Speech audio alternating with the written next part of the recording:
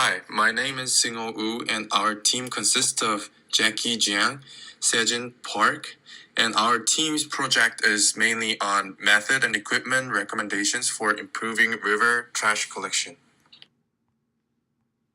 The background of our studies were organization was Ann Arbor Parks and Recs, and task was method and equipment recommendations for river trash pickup, and the work environment was City Park Pathway, the length of 1.1 miles.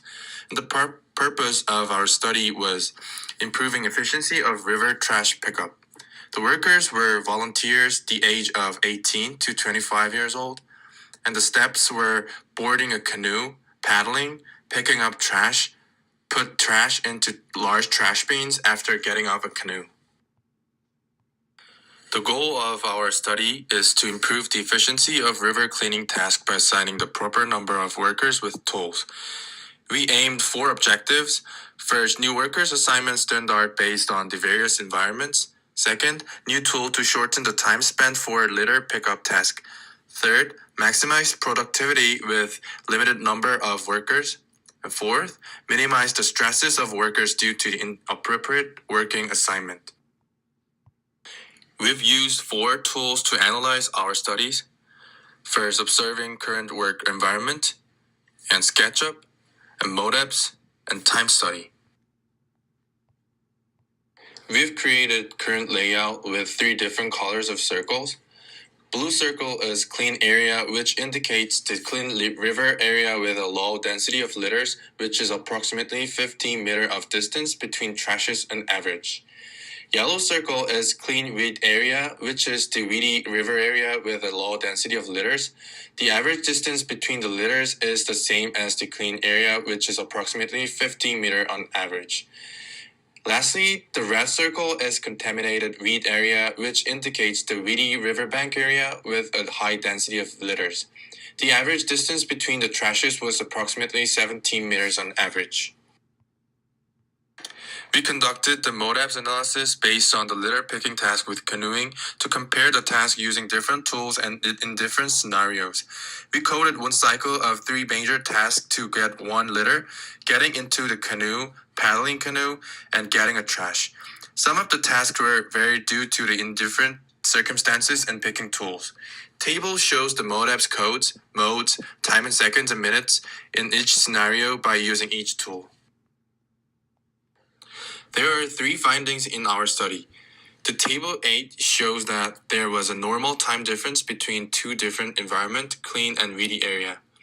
However, there were no significant time difference between 2 different tools.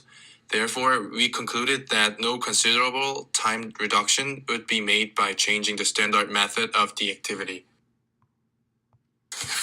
The next finding, using the grabber, the longest distance that workers could reach was 2.3 meters for 5 percentile female and 2.45 meters for 95 percentile male.